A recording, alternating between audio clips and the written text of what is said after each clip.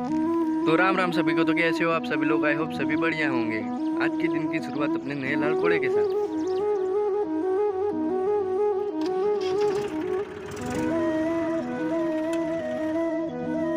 मैं निकल पड़ा डेयरी फार्म दूध भराने के लिए।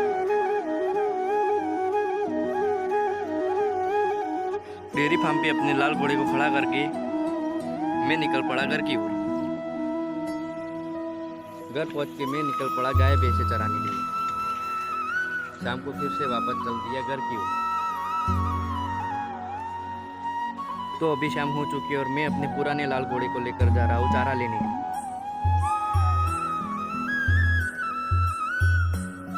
चारा लेने के लिए मैं अभी आ गया हूँ खेत में।